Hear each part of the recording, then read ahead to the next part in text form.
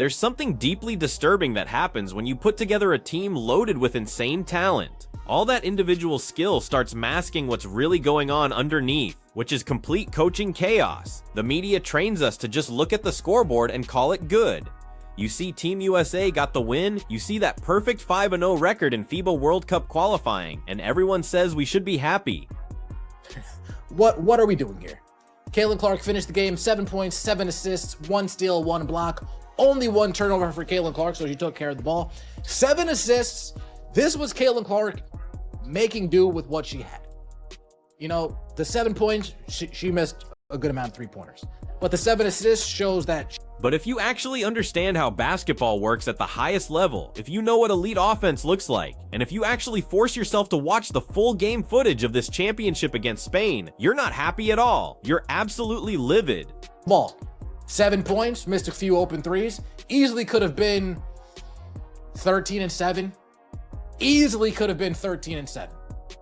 But that's not the way the cookie crumbles. Shout out to Jim Garrett. Caitlin Clark in the first half today, 5 points, 4 assists, 0 turnovers. What you just witnessed wasn't basketball. It was coaching sabotage in real time. You watched interim head coach Nate Tibbetts and his staff actively try to muzzle the most dangerous offensive weapon the game has ever produced. Sure, the United States got through this game alive, but they turned what should have been a smooth 40-point blowout into a messy, grinding, completely avoidable war that nobody wanted to watch.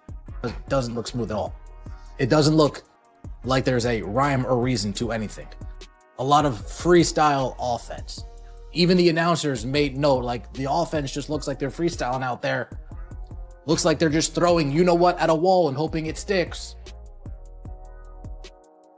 For 10 long months, basketball fans around the world have been waiting to see Caitlin Clark back in action.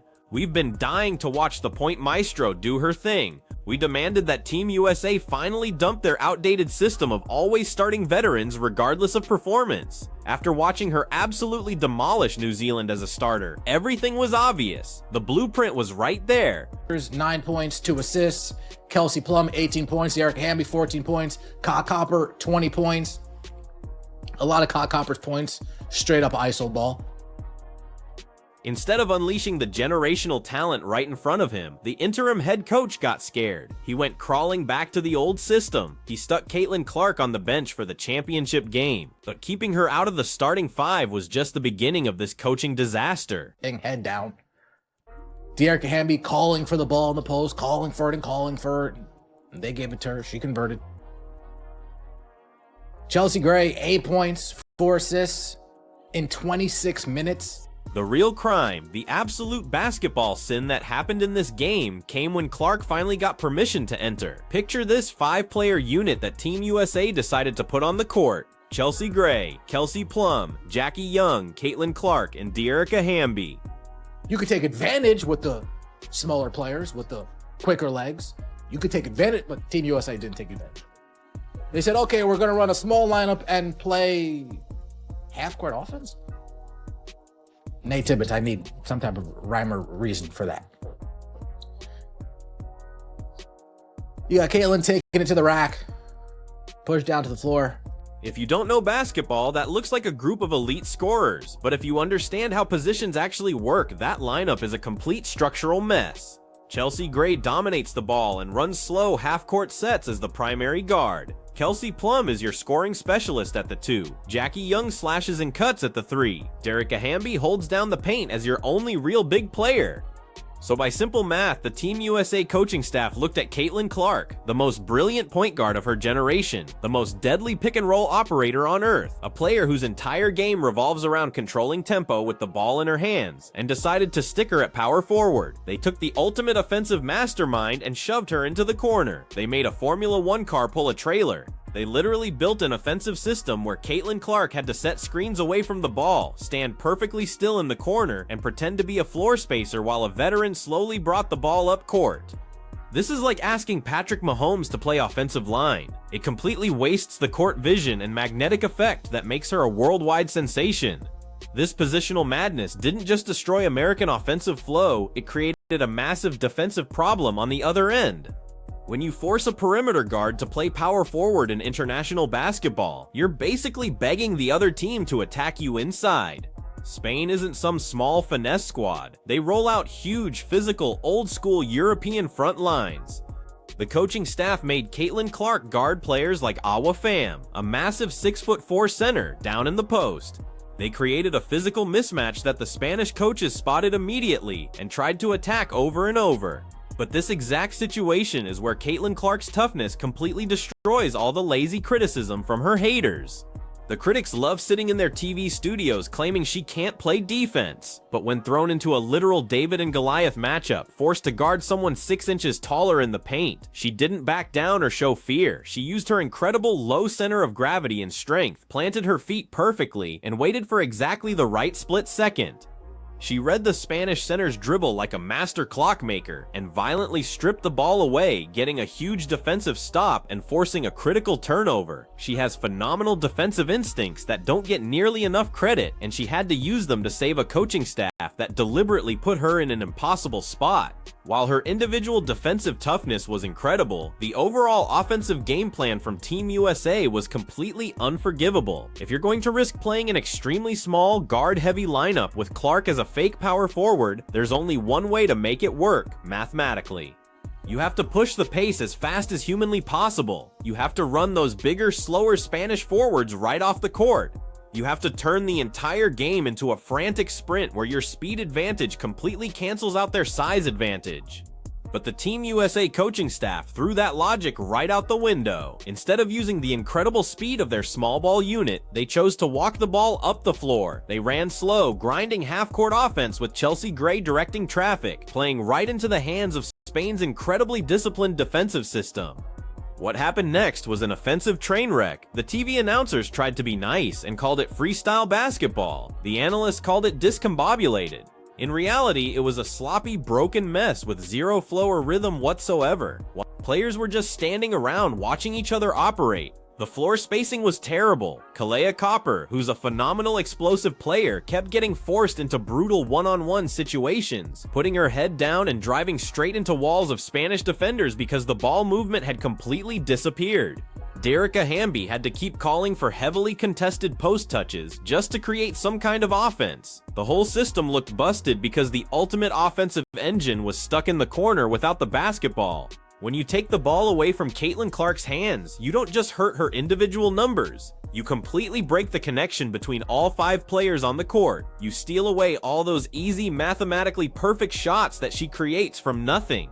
But even while getting actively sabotaged by this tactical approach, even while playing completely out of position, and even while getting forced to battle European giants in the paint, Caitlin Clark still put together a stat line that proves her undeniable basketball brilliance. She finished the championship game with 7 points, 7 assists, 1 steal, 1 block, and incredibly just 1 turnover. I want to focus hard on that assist to turnover ratio because it's the ultimate measure of elite basketball intelligence.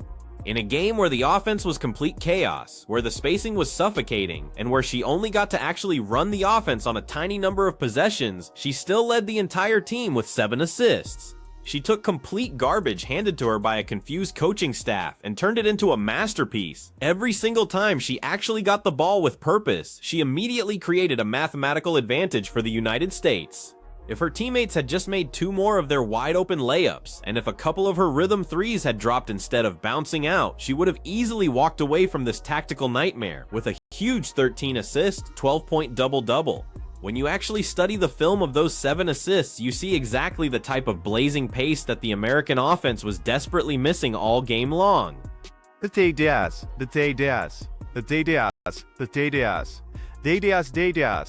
She saw Paige Buchers running in transition, without hesitation, without taking even 1 dribble to set her feet. She fired a perfect 70-foot laser beam. The ball flew the entire length of the court and hit Buchers perfectly in rhythm for the easy score.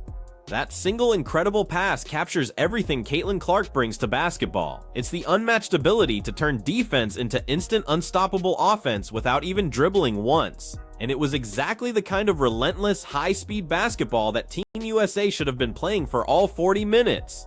When the half-court offense inevitably broke down completely, when the shot clock was running out and the Spanish defense had clogged every passing lane, Clark had to pull out her ultimate unguardable emergency option. She crossed half court, completely ignored the screen, and calmly stepped back into a massive, heavily contested three-pointer from 7 feet beyond the arc. It was a shot born from total offensive desperation.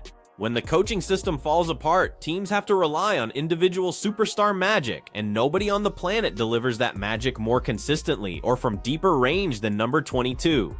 But her impact in this game wasn't limited to spectacular viral passes and deep momentum-shifting threes. She was constantly hunting the basketball, actively trying to create extra possessions for an American offense that desperately needed them. Watch the pure instincts and competitive fire right here. The ball gets fumbled, the Spanish player is frantically searching for an outlet pass, and Clark immediately spots the weakness in the defense. She aggressively jumps the passing lane, grabs the steal, and instantly converts a broken play into a live ball advantage for the United States. It's that relentless, exhausting chase for the basketball that separates a passive offensive role player from an active generational game changer. She simply refuses to become a spectator, even when the coaches try to force her into that role. In the middle of all this tactical frustration and questionable coaching choices, we also got a very important look into the actual reality of the Team USA locker room. For months, the internet has been drowning in toxic rumors, endless articles, and malicious gossip about veteran jealousy, petty drama, and a broken team culture. But during a timeout in the middle of a tense championship game, the cameras caught veteran Dearica Hamby laughing, having fun, and playfully putting a hat on Caitlin Clark's head. It was a tiny, light-hearted moment, but it completely destroyed the media-created story that this team can't stand playing together.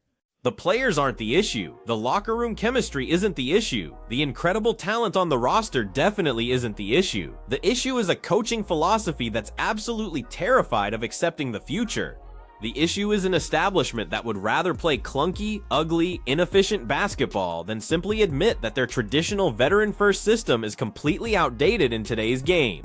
Because every time Caitlin Clark actually got permission to run the offense, every time the ball was put in her hands, the difference was absolutely obvious. Jackie Young gets her the ball, she takes one dribble, the Spanish defender steps up, and Clark immediately hits Paige Bueckers in stride. Just like that, she converts a stalled half-court possession into a blazing, unguardable fast break. It's a level of processing speed and offensive acceleration that the veteran point guards on this roster simply don't have, and the coaching staff is terrified of it. As the FIBA World Cup qualifying run officially ends and Team USA heads home with an undefeated record, the real torture for basketball fans begins. We have to wait again. We've gotten a taste of Caitlin Clark's brilliance on the international stage, but we're stuck in a massive financial standoff. The WNBA collective bargaining agreement talks are still grinding on in New York City boardrooms. The start of the 2026 season is hanging in complete uncertainty. The players are rightfully fighting hard for their fair share of the massive revenue explosion that Caitlin Clark has single-handedly created, and the billionaire owners are stalling because they're terrified of paying up. But when that contract finally gets signed, when the financial battle is over, and when the WNBA season officially begins, the basketball world is going to look completely different. When Caitlin Clark puts that Indiana Fever jersey back on, she won't be playing power forward. She won't be standing in the corner pretending to be a decoy for a veteran. She's going to get handed the complete keys to the franchise from minute one. We're going to see what happens when an entire professional offense is actually built around her generational floor spacing. We're going to see what happens when a coaching staff actively pushes her to max out the pace on every single possession. If she can completely dominate the assist numbers and control the flow of an international championship game while being used totally wrong by her own coaches, the statistical destruction she's going to bring to the WNBA when she finally gets unleashed in her natural position is going to be legendary. The rest of the league is preparing for impact. The international community has been put on notice. The Team USA coaching staff survived this tournament, but they completely revealed their own tactical shortcomings in the process. You can't silence a weapon of mass destruction. You can't force a generational point guard genius to play in the post, and you can't stop the absolute tsunami that's heading toward the WNBA. Thanks for diving into the film room with me today to break down what really happened on that court. We don't make excuses for bad coaching just because the final score looks good, and we'll always reveal the truth that's hidden in the game footage. If you want the most brutal, analytical, and uncompromising women's basketball breakdown anywhere on the internet, smash that subscribe button and hit like on this video. Drop your thoughts in the comments below. Is playing Caitlin Clark at power forward the worst coaching decision in Team USA history? And how many assists will she average this WNBA season when she finally gets to run point guard? See you in the next breakdown.